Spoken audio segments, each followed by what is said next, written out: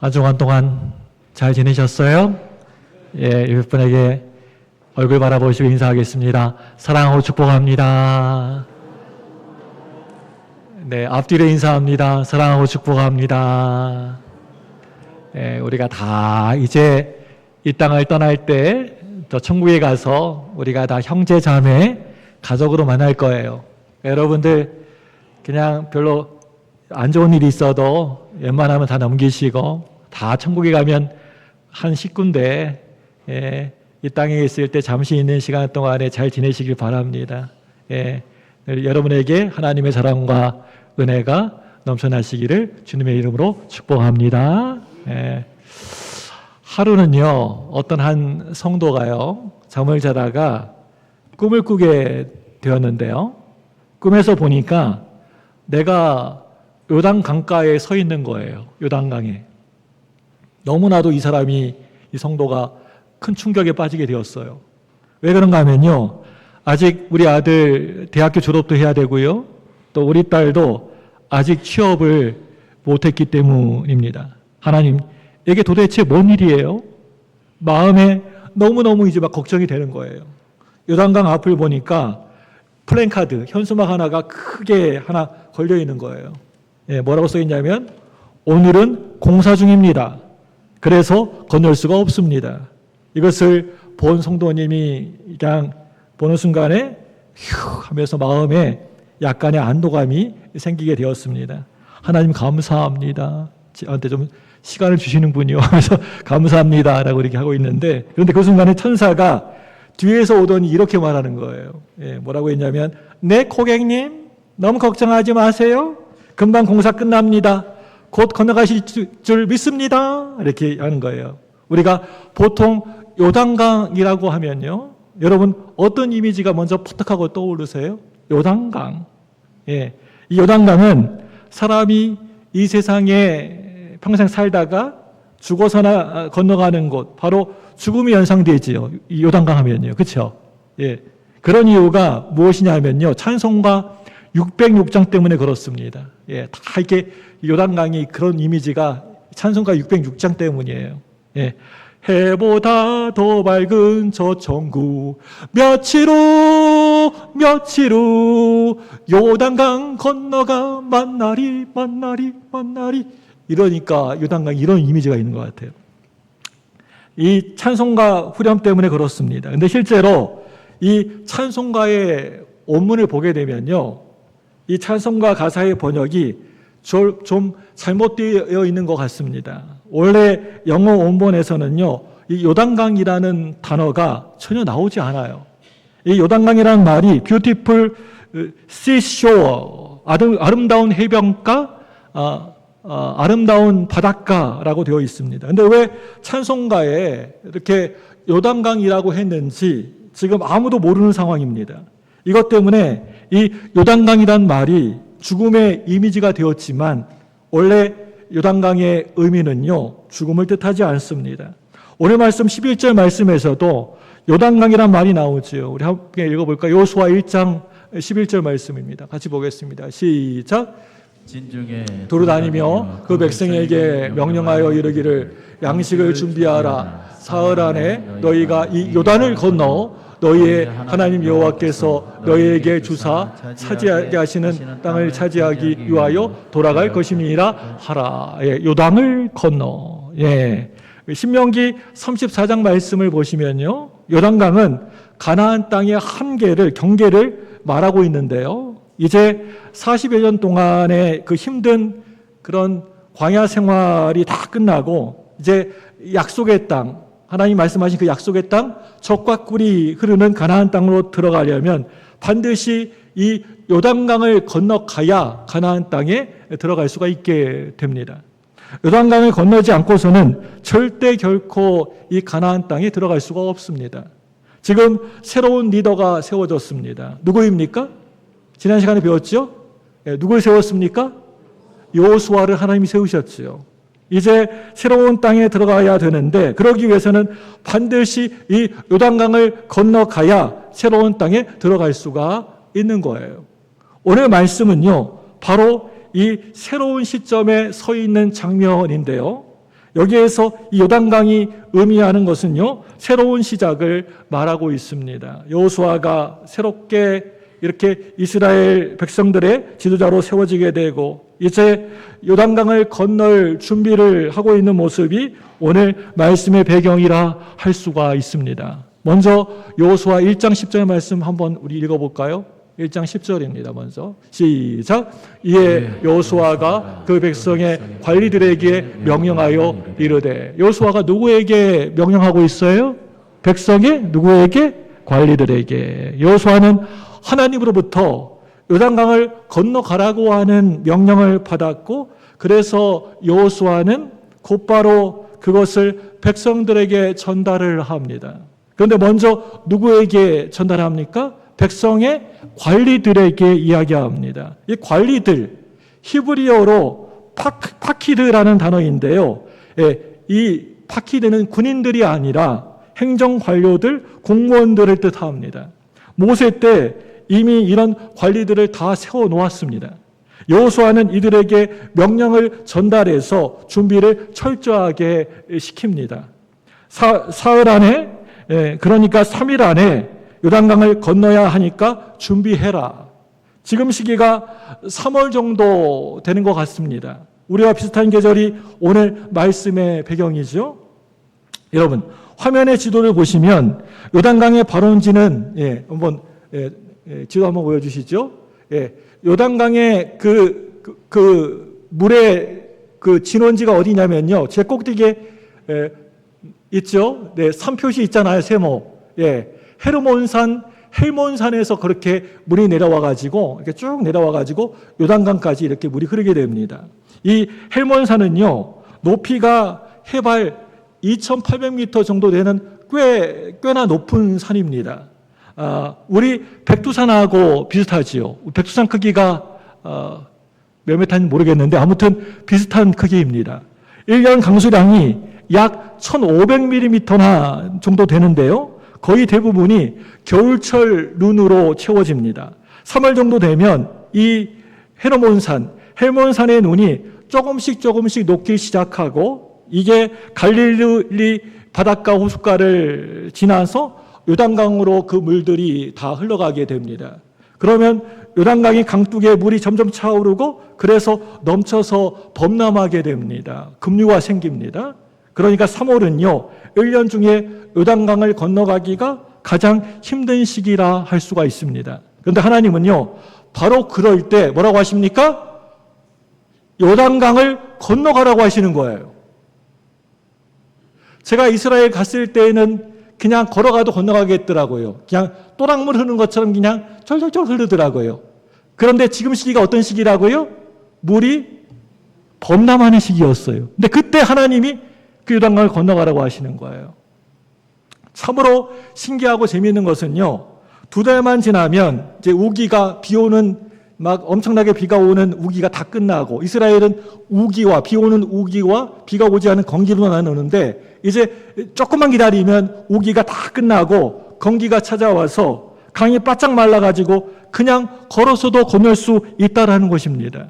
그런데 오늘 말씀 보시면요, 하나님은 참 너무 이상하게도 가장 건너가기가 힘든 때를 골라가지고 요단강을 지금 이스라엘 백성들에게 당장 건너가라고 하시는 거예요.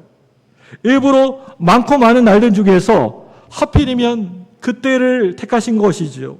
하나님이 여호수아에게 요단강을 건널 준비를 시키십니다. 정말 건너가기가 정말 힘들고 어려울 때 그렇게 준비를 시키고 계시는 거예요. 여러분, 이 시간 하나님이 오늘 말씀에서 어떤 준비를 시키시는지를 한번 살펴보도록 하겠습니다. 첫 번째로요, 어떤 준비를 시키냐면요, 먼저 양식을 준비하라고 하십니다. 우리 1장 11절 말씀 우리 보겠습니다. 다시 한번 봅니다. 1장 11절 시작. 진중에 돌아다니며 그 백성에게 명령하여 이르기를 양식을 준비하라. 사흘 안에 너희가 이 요단을 건너 너희의 하나님 여호와께서 너희에게 주사 차지하게 하시는 땅을 차지하기 위하여 들어갈 것입니다. 하라. 뭐라고 얘기하고 있어요? 진중에 두루다니며 그 백성에게 명령하여 이르기를 뭐를 해라? 양식을 준비해라. 예, 말씀대로. 예. 지금 이스라엘 백성들은 바로 눈앞에 있는 넘실거리는 요단강을 건너야 하고 강은 넘쳐서 범람한 상태였습니다. 여러분, 이럴 때 무엇을 준비해야 될까요? 보통 우리 사람이라면 이럴 때 뭐 준비해야 돼요? 지금 사람이 뭐 한두 명이 아니에요. 민수기 26장 말씀을 보시면 가나안 입성 전에 그 인구조사를 했는데 전쟁 가능한 남자 장정만 약 60만 명 정도 되었어요. 그래서 전체 백성들은 뭐 여자, 아이들까지 숫자에 안 넣었으니까 다 포함을 하면 다 합치면 뭐 적어도 200만 명을 넘는 숫자였습니다. 이 많은 사람들이 지금 이 요단강을 건너야 되는 그런 상황이었습니다. 여러분, 무엇이 필요합니까? 이 강을 건너는데 오늘 교회 오실 때 여러분 어떻게들 오셨어요? 다들 다리 한두 개쯤은 다들 건너셨죠? 뭐 그냥 앞에 있는 홍림교라도 배고픈 다리라도 건너 오셨잖아요. 그렇잖아요. 예. 교회 오실 때 뭐 차로 오셨든지 걸어 오셨든지 다 건너 오셨잖아요. 아닌 분도 계신가 봐요. 네. 헤엄쳐 오신 분 손 들어 보세요. 나 올 때 헤엄쳐 왔다. 없으시잖아요. 또 비행기 타고 오신 분 계셔요? 없잖아요. 다리가 있어야 합니다. 지금 이 많은 사람들이 이 요단강을 건너가려고 하면 다리가 반드시 꼭 필요합니다. 그렇다면 다리를 지서라, 다리를 건축해라 라는 명령이 있어야 합니다. 현실적으로 다리를 건축하는 것이 어렵다면 뗏목이라도 있어야 하죠. 뗏목을 만들어라 라는 명령이 있어야 합니다. 그리고 또 이 많은 수가 요단강을 건너가려면 가나안의 적군에게 금방 포착이 될 것입니다. 그렇다면 전술적으로 방비체계를 갖추라는 명령이 있어야 합니다. 그런데 오늘 말씀을 눈을 씻고 봐도 그런 명령은 전혀 없었다라는 거예요. 하나님은 단지 뭘 준비해라? 이스라엘 백성들에게 배를 준비해라? 뗏목을 준비해라? 양식을 준비해라 라고 하십니다. 3일 안에 떠나야 하니까 딱 3일분에 양식을 준비하라고 하시는 거예요. 이건 아무리 생각해보고 또 생각을 해봐도요, 이해가 잘 안 되는 명령입니다. 지금 건너갈 수 있는 다리가 필요하고 뗏목이 필요한데 그럴 준비는 아예 전혀 시키지도 않고 뭐라고 하고 있습니까?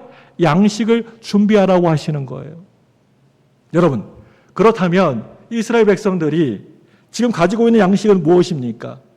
예, 광야 40년 동안 먹었던 양식이 뭐예요, 이들? 맛있는 카스테라 빵입니까? 무슨 빵이었습니까? 아니, 뭐였습니까? 만나뿐이잖아요. 이스라엘 백성들은 광야 때부터 아직 만나를 먹고 있었는데 만나의 유통기한이 얼마예요? 일주일 되나요? 3일 되나요? 24시간 하루예요. 그런데 오늘 말씀에서는 몇 일치를 준비하라고 해요? 3일치를 준비하라고 하고 있어요. 3일이 지나면 만나는요, 성경 보니까요, 썩어가지고 냄새가 진동해가지고 먹을 수가 없어요. 정말 아무리 봐도 말이 되지 않는 그런 명령이지 않습니까? 이게 오늘 말씀의 상황이라는 거예요. 참 기가 막히고 코가 막히는 장면이죠. 여러분, 그런데 참 신기한 것은요, 이 명령을 들었을 때 백성들 가운데에서 뭐 이 명령에 불평하거나 불만을 많은 사람이 하나도 없었다라는 겁니다. 저는 이게 참 신기했어요. 오늘 이 말씀을 읽으면서. 왜 신기합니까? 여러분 아시다시피 이스라엘 백성들의 주특기가 뭐예요? 입만 벌리면 원망하고 불평하고 불만 얘기하는 거잖아요. 주특기예요. 특기 이렇게 쓰라고 그러면 불평하고 원망하기, 불만 얘기하기 였을 거예요. 이스라엘 백성들. 모세에게 끊임없이 불평과 원망을 막 하지 않습니까? 성경을 보면. 야 모세야, 목말라 죽겠다, 물 내놔라. 야 배고프다, 야 먹을 거 내놔라. 우리가 애굽에 있을 때는 그런 대로 잘 먹고 잘 살았는데 괜히 여기까지 데리고 와가지고 우리를 죽이려고 하느냐, 이 광야에서. 막 삿대질하면서 막 흘겨보면서. 이렇게 끊임없이 불평했습니다. 그런데 오늘 말씀에서는 신기하게도 그 누구 한 명 하나도 뭐라고 반박하는 사람이 아무도 없었다는 거예요. 신기하지 않아요, 여러분? 읽으면서 저만 신기한가요? 왜 다리를 안 만듭니까? 요단강 건너가려면 다리가 필요한데 왜 다리 안 만듭니까? 왜 뗏목이 없습니까? 왜 만나를 3일치 준비합니까? 이렇게 아무도 말하지 않았다는 거예요. 요단강을 건너야 하는 중요한 대업을 바로 앞에 두고 달랑 3일치 음식만 준비한다라는 것은 그건요 너무나도 작은 일이었습니다. 그런데 신기합니다. 하나님이 여호수아를 통해서 백성들에게 준비하라 시킨 것은요 이것뿐이었다라는 것입니다. 딴 거 없었어요. 예. 오로지 먹을 양식 3일치 준비해라. 이게 끝이었습니다. 여러분 왜 그랬을까요? 여러분 생각해 보셨어요? 이 말씀 이렇게 보면서 읽으면서 예초에 가나안 땅은 이스라엘 백성들 자기들의 힘으로 들어갈 수 있는 그런 곳이 아니었습니다. 자기의 힘으로는 도저히 불가능한 일이었습니다. 지금은 이스라엘이 참 강한 나라이지만 그 당시에 이스라엘은요 전 세계에서 변방에 있는 변두리에 있는 가장 약하고 약한 민족이었습니다. 가나안 땅에는 이미 33개의 족속들이 들어가 터를 잡고 살고 있었고 그들을 이기고 정복한다는 것은요 거의 불가능한 일이었습니다. 하나님은 이 모든 것을 다 알고 계셨습니다. 그렇기 때문에 가나안 땅 점령은 다른 게 아니라 하나님이 하실 때에만 가능한 일이었습니다. 하나님의 도우심으로만 가능한 것이었습니다. 이것을 분명히 보여주시기 위해서 하나님은 가장 건너가기 힘든 때에 요단강이 넘쳐서 범람할 때 건너가시라고 하시는 겁니다. 그리고 백성들에게 다리나 뗏목 같은 것을 준비를 시키지 않으셨습니다. 이 세상 사람들이 다 하는 방식의 준비를 시키지 않으셨습니다. 아주 너무나도 보잘것도 없는 것만 작은 것만 준비시켰습니다. 3일 동안의 먹을 양식. 가만히 우리가 그동안 살아온 날들을 보면은 이렇게 역사는요 우리 하나님이 직접 하시고 아주 작은 것들만 요구하십니다. 여러분 그 작은 것이 무엇입니까? 바로 순종입니다. 하나님 말씀에 순종하는지 순종하지 않은지에 대한 하나님의 테스트였습니다. 여러분 말씀드리지만 만나는요 하루만 지나버리면요 곧바로 썩어버려요. 먹지를 못해요. 냄새나요. 이스라엘은 너무나 더운 곳이기 때문에 썩어서 냄새가 진동합니다. 성경을 보시면 이 만나는요 오직 안식일 날에만 48시간 이틀 유효기간이 있었고요 3일 동안이나 만나를 먹어본 적은 광야 40년 동안 단 한 번도 없었습니다. 경험적으로나 이성적으로나 정말 도저히 이해가 안 되는 일을 하나님이 시키고 계시는 겁니다. 이건요 한마디로 하나님의 테스트였습니다. 너희들이 내 말을 듣는지 듣지 않는지 보자. 하나님은요 지금도 여전히 엄청난 일을 하고 계십니다. 하나님은 얼마나 위대한 분이신지 모릅니다.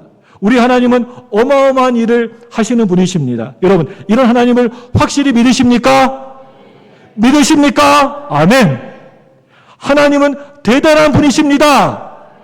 저와 여러분의 가정과 직장과 교회에서 이 사역 가운데 진짜 엄청난 일을 하시는 분이세요. 하나님이 큰 일을 준비하실 때 우리에게 요구하시는 게 있습니다. 그것은요 다른 것이 아니라 우리의 순종입니다. 뭐라고요? 순종을 원하셔요.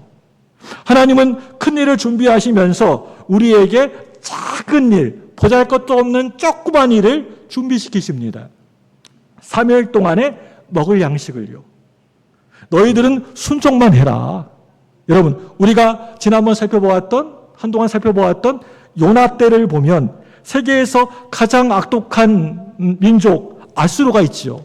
이 아수르 얼마나 잔인한 민족입니까? 아수르의 수도 니느웨에 하나님은 회개와 회복을 원하셨습니다. 그래서 요나를 보내시죠. 하나님은 그들이 회개하고 이방 땅이지만 그곳에 부흥이 임하길 원하셨습니다. 하나님은 이런 엄청난 프로젝트를 준비하시면서 요나에게 이것저것 많은 것이 아니라 딱 한 가지만을 요구하십니다. 그게 뭡니까? 순종이었습니다. 하나님 말씀대로 일어나 가서 증거해라. 이것만 하면 되는 것입니다. 하나님은 늘 이렇게 하십니다. 큰 일을 준비하시면서 우리에게 너무나도 작은 것을 요구하십니다. 순종입니다. 오늘 말씀에서 백성들은요, 순종하고 있습니다. 어떤 아무런 불평, 컴플레인이 없습니다. 네, 하나님 알겠습니다. 그렇게 하겠습니다. 그리고 3일치 음식을 준비합니다. 이제 요단강을 건널 만반의 준비가 되었습니다. 이제 정복전쟁이 시작됩니다. 지금 중동을 보면 전쟁으로 아주 시끄럽지요. 끝날 듯 하면서도 계속해서 전쟁이 지금 되어지고 있습니다. 우리가 기도할 때에요, 무엇보다도 어서 빨리 이 전쟁이 종식되어지고 세계의 평화가 임하는 것을 위해서 간절히 여러분 기도해 주시길 바랍니다. 전쟁을 보면 선제 공격이 아주 너무나도 중요합니다. 우리가 보통 이런 것을 전문 용어로 선빵 날린다라고 얘기합니다. 상대방의 중요 부대 시설을 먼저 파괴해야 승기를 잡을 수가 있어요. 그렇기 때문에 전쟁에서는요, 선발 부대가요, 아주 매우 중요해요. 지금 가나안 땅 정복을 바로 앞에 두고 선발 부대가 필요합니다. 가장 강하고 용맹하고 전투력이 뛰어난 부대가 필요해요. 여호수아 입장에서 12지파, 12지파 가운데 어떤 지파를 선발대로 임명할지가 아주 너무나도 중요한 숙제였습니다. 여러분, 그런데 오늘 말씀을 보시면 어디를 임명하고 있나요? 우리 여호수아 1장 12절 말씀 볼까요? 시작. 여호수아가 또 루벤 지파와 갓 지파와 므낫세 반 지파에게 말하여 이르되, 예, 어느 지파예요? 루벤 지파와 갓 지파와 므낫세 반 지파입니다. 므낫세 반 지파는요, 므낫세 지파의 절반을 뜻합니다. 요단강 동편과 서편에 반씩 나눠져 있어요. 이 세 지파를 선발대로 임명합니다. 그런데 이것도 저는 이해가 잘 안 되었습니다. 이 말씀을 읽으면서 묵상하면서 이해가 잘 안 되었어요. 민수기 33장 말씀을 보시면 가나안 땅 정복 전에 모세가 이스라엘 군대를 이끌고 바산 땅과 그 주변 왕들을 징벌하면서 요단 동편을 이미 정복을 합니다. 그리고 그 땅을 누구에게 줘요? 바로 루벤, 갓, 므낫세 반지파에게 주지 않습니까? 지도에서 보면, 지도 한번 보여주실래요? 예, 12지파 땅 분배. 예, 이 지도 보시면요, 눈을 크게 뜨고 보십시오. 예, 요단강 동편을 보세요. 어느 지파가 있어요? 루벤, 갓, 므낫세 반지파가 있잖아요. 예. 여기에 줬어요. 예, 이들은 사실 요단강을 건너갈 필요가 없잖아요. 요단강 건너가지고 왜 그래? 다 동편에 다 있잖아요. 모여 있잖아요. 지파가, 땅이. 필요가 없는, 가나안에 들어갈 필요가 없는 지파였습니다. 이미 땅을 받았고 정작에서 잘 살고 있었어요. 루벤, 갓, 므낫세 잘 살고 있었습니다. 가나안 땅은 생각보다 그리 넓지가 않아서 12지파가 모두 다 한 곳에 살기에는 너무 좁아 터졌기 때문에 모세가 이들에게 동편 땅을 준 거예요. 그렇다면 이들 입장에서는 가나안 땅에 들어갈 필요가 전혀 없었습니다. 루벤, 갓, 므낫세 반지파는 전쟁할 필요가 없는 그런 지파였습니다. 이미 땅을 이미 받았었고 정착했기 때문이었습니다. 전쟁은 아무리 잘해도 피해가 발생하게 되어 있습니다. 사람이 죽습니다. 그래서 전쟁은 되도록 안 하는 게 가장 좋습니다. 그런데 지금 전쟁할 필요가 없는 그런 세 지파를 선발대로 지목해가지고 여호수아가 명령하는 거예요. 오늘 말씀 두 번째 준비는요, 건너가서 도우라입니다. 뭐 하라고요? 두 번째 명령이 건너가서 도우라. 우리 여호수아 1장 14절 말씀 볼까요? 시작. 너희와 처자와 가축은 모세가 너희에게 준 요단 이쪽 땅에 머무려니와 너희 모든 용사들은 무장하고 너희의 형제보다 앞서 건너가서 그들을 돕되. 예. 세 지파가 먼저 무장을 하고 다른 지파들보다 앞서가서 그들을 도와주라고 하는 거예요. 우리 15절 말씀도 읽어보겠습니다. 1장 15절. 예, 이렇게 말하고 있습니다. 시작. 여호와께서 너희에게 안식하신 것 같이 너희의 형제도 안식하며 그들도 너희 하나님 여호와께서 주시는 그 땅을 차지하기까지 하라. 그리고 너희 소유지 곧 여호와의 종 모세가 너희에게 준 요단 이쪽 해돋는 곳으로 돌아와서 그것을 차지할지니라. 아멘. 여기서 보게 되면 이 말씀 있잖아요. 여호와께서 너희를 안식하게 한 것 같이 너희 형제도 뭐하며? 안식하며 라고 되어 있는데요. 여기에서 여러분 안식이라는 이 단어가요 아주 중요합니다. 이 말씀에서 말하는 안식은요 전쟁이 없는 상태를 의미하고 있는데요. 르우벤 지파와 갓 지파와 므낫세 반 지파는 이미 전쟁이 필요 없는 안식 가운데 있는 그런 지파였습니다. 하나님은 너희들이 그렇게 안식하고 있는 것처럼 너희들 형제도 안식할 수 있도록 도와줘라 라고 명령하고 계신 겁니다. 여기에서 우리는요 하나님의 독특하신 그런 일하는 방식을 보게 되는데요.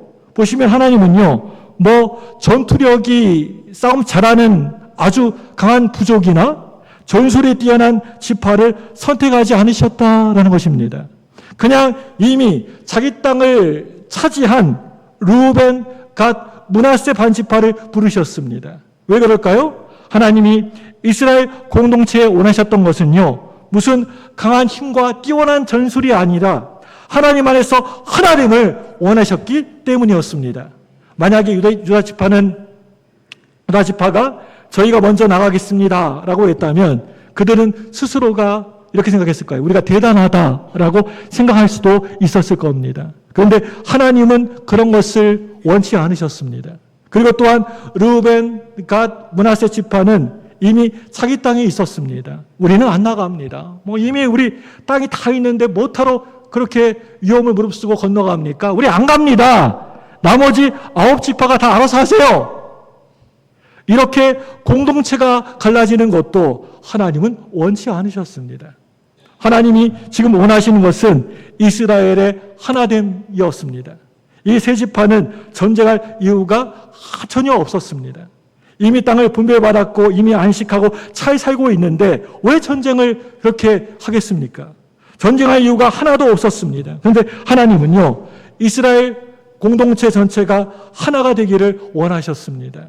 하나 되는 마음이 없이는 가나안 땅을 정복할 수가 없다라고 보셨기 때문에 하나님은 이들에게 지금 이렇게 하나됨을 요구하고 계시는 것입니다. 마찬가지로 우리 하나님은요 이 시대의 교회들에게 요구하시는 것도 늘 우리 성도들끼리 이 하나됨을 요구하시고 원하십니다.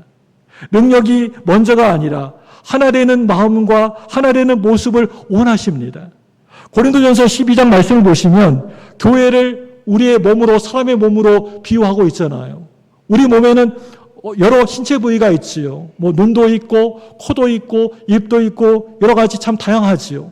그런데 내 몸의 어떤 부위가 마음에 별로 안 든다고 해서 그 부위를 떼어내거나 파낼 수는 없습니다.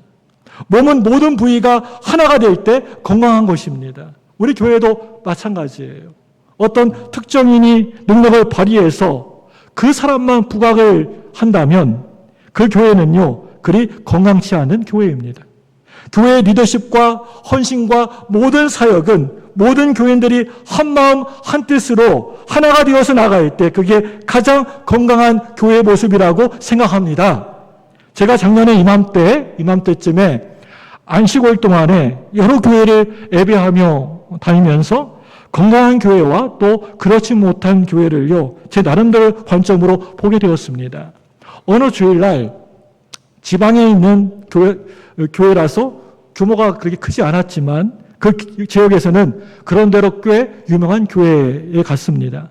주일학교도 많고 유명한 교회였습니다. 그런데 예배 시간이 좀 길더라고요. 11시에 예배를 드리면요 12시 반이 넘어서야 끝납니다. 여러분들은요 정말 감사할 줄 알아야 됩니다. 예배가 제 시간에 딱 하고 끝난다는 게 그것은요, 엄청난 헌신과 노력으로 만들어진 거예요. 그 교회 예배가 길어진 가장 큰 이유는요, 설교가 너무 길기 때문이었습니다. 거의 1시간 넘게 설교를 목사님이 하시는 거예요. 목사님이 열심히 준비해서 말씀을 전하시는데 설교가 이제 길어지고 시간이 이미 이제 12시 20분인가요? 25분쯤 되었던 것 같아요. 그런데 뒤에서 무슨 소리가 들리는 거예요. 아이 쓸데없는 소리 하고 있네. 목사님이 설교하고 있는데 저는 막 큰 충격을 받았어요. 정말 거의 쓰러질 뻔했어요. 설교가 마음이 별로 안 들거나 길어지면 속으로 그렇게 생각할 수도 있잖아요. 그런데 그 말을 입 밖으로 내뱉으면서 주변 사람들의 귀에 다 들리게 한다는 것은 좀 그랬습니다. 나이가 지긋한 분이었는데 한 번만 그러는 게 아니라 계속 그러더라고요. 그 교회는요, 예배 시간 1시간도 참지 못하는, 하나 되지 못하는 교회라는 인상을 강하게 받게 되었습니다. 그 다음 주일에는요, 또 이제 다른 교회를 가게 되었는데요. 이 교회 역시 예배를요, 한 1시간 30분 정도 드리는 것 같아요. 여러분, 정말 감사해야 돼요. 이건 진짜 감사의 제목입니다. 근데 또 설교가 길어요. 엄청 길게 하더라고요. 그리고 이 교회 목사님은요, 지난주 교회 목사님보다 설교를 더 못하시더라고요. 너무 피곤하고 초름이 막 밀려오는 거예요. 막 그냥 허벅지를 막 꼬집고 막 그래도 막 참이 와요. 정말 힘들었습니다. 지금까지 제 삶에서 그런 위기는 없었던 것 같아요. 그런데 이 교회는요, 아무도 그런 소리를 하지 않는 거예요. 아, 길어, 지루해. 이런 말이 전혀 없었어요. 오히려 그 지루하고 긴 설교인데도 교인들은 아멘, 아멘, 아멘 계속 그러시는 거예요. 예배가 다 끝나고 나가는데 저에게 밥 먹고 가라는 거예요. 제가 먹었을까요? 안 먹었을까요? 저는 처음부터 밥 먹을 생각을 하고 왔습니다. 작정하고 온 사람이에요. 당연히 먹어야죠. 그냥 하면 안 되죠. 예. 교인들이 따뜻하게 맞아주시는데 얼마나 좋은지 모릅니다. 한 명, 두 명이 아니라 모두가 다 따뜻해요. 아, 이 교회는 목사님 중심으로 교회가 똘쩍 뭉쳐서 하나가 되어 있구나. 이것을 제가 크게 느꼈습니다. 교회는요, 능력이 뭐 그게 중요한 게 아니라 하나됨이 중요해요. 하나 되는 게 그게 정말 중요하더라고요. 바라기는 우리 광주무등교회가 주님 오시는 그날까지 하나 되는 교회 되시기를 간절히 소망합니다. 아멘! 여러분, 그런데 하나가 된다라는 것은요, 생각보다 그리 쉽지가 않아요. 말처럼 그리 쉽지가 않아요. 어떻게 하나가 될 수가 있을까요? 오늘 말씀의 상황을 보시면 이미 가나안 땅에는 30여 개의 강력한 족속들이 털을 잡고 거기에서 살고 있었습니다. 그런데 굳이 전쟁할 필요가 없는 세 지파, 므낫셋, 갓, 이렇게 르우벤, 이 세 지파를 보내고 있는 거예요. 근데 이들은 전혀 한마디도 불평하지 않고 있습니다. 왜 우리가 가야 됩니까? 저 나머지 9지파 보내세요. 왜 우리가 가야 돼요? 우리 잘 살고 있는데 여기서. 이미 우리는 땅에 있는데, 우린 안식하고 있는데 다른 지파 보내세요. 이렇게 말하지 않습니다. 이들은 순종합니다. 제가 가겠습니다. 여호수아가 말할 때, 예, 제가 가겠습니다. 제가 하겠습니다. 여러분, 건강한 교회 공동체의 특징을 보게 되면요, 이런 자발적인 헌신이 참 많은 것을 보게 됩니다. 누가 시켜가지고 억지로 하라고 해서 하는 게 아니라 제가 하겠습니다. 우리가 하겠습니다. 우리 전도회가 하겠습니다. 우리 주가 하겠습니다. 우리 부처가 하겠습니다. 여러분, 이런 모습이 건강한 공동체의 특징이라는 거예요. 하나님은 지금 딱 한 가지를 요구하고 계십니다. 그게 바로 순종입니다. 이들은 순종하고 있습니다. 오늘 말씀에서 이들의 순종을 결단하는 모습이 등장하고 있습니다. 우리 1장 16절 말씀 볼까요? 같이 읽겠습니다. 시작! 우리가 당신이 명한 모든 것을 행할 것입니다. 네, 우리 16절 말씀인데요. 네네. 그들이 여호수아에게 대답하여 이르되 당신이 우리에게 명령하신 것은 우리가 다 행할 것이요 당신이 우리를 보내신 곳에는 우리가 가리이다. 이들은 순종을 결단하고 있습니다. 뭐라고 합니까? 당신이 명령한 대로 우리가 어떻게 한다고요? 우리가 다 행할 것이다. 특별히 오늘 말씀 16절에서 18절 말씀을 히브리어 원문으로 보게 되면 우리말 성경에는 잘 드러나지 않는 단어 하나가 눈에 들어오는데요. 바로 히브리어 콜이라는 단어입니다. 콜. 영어로 all, 모든 것 전부를 뜻합니다. 이 단어를 넣어서 번역하면 이렇게 됩니다. 우리 볼까요? 16절, 17절, 18절 한번 그 빨갛게 된 글자 하겠어요? 우리가 당신 같이 읽습니다. 시작. 우리가 당신이 명령한 모든 것을 행할 것입니다. 네, 16절에서 이렇게 얘기했고요. 그 다음에 17절에서 읽습니다. 시작. 모세가 모세에게 모든 것을 순종하는 것 같이 당신에게 순종할 것입니다. 여기서도 뭐라고요? 모든 것을. 그렇죠? 네, 18절 있습니다. 18절. 시작. 당신의 명령에 거역하는 모든 모든 자들, 당신의 말에 순종하지 않는 모든 자들은 죽임을 당할 것입니다. 예, 여러분 이렇게 이스라엘 백성들이 진짜 얼마나 철두철미하게 순종하는지를 보여주기 위해서 히브리어 콜이라는 단어가 16절, 17절, 18절 말씀에 계속 3번씩이나 반복되어지고 있습니다. 여러분, 이들의 순종은요, 그냥 보통 순종이 아니었습니다. 전적인 순종, 온전한 순종이었습니다. 엄청난 변화가 일어났습니다. 이들 끊임없이 불평하고 원망하던 그런 민족이었습니다. 광야 40년 동안에 했던 것은 불평과 원망뿐이었습니다. 불만뿐이었습니다. 그런데 지금은요, 순종하는 백성이 되었습니다. 그리고 요단강을 건너가게 됩니다. 연중 가장 힘든 시즌, 요단강이 넘쳐서 범람하는 그때에 건너가야 합니다. 건너는 방법은 무엇입니까? 다른 게 아니고 뭐예요? 순종입니다. 가장 중요한 순간에 하나님이 이스라엘 백성들에게 요구하신 것은 순종이었습니다. 순종이 오늘 말씀에서 핵심 키워드입니다. 계속 반복이 됩니다. 하나님은 다른 것, 어떤 것을 이렇게 필요로 하지 않습니다. 모든 준비를 하나님이 하시고 우리에게 요구하시는 것은 딱 한 가지, 작은 순종이었습니다.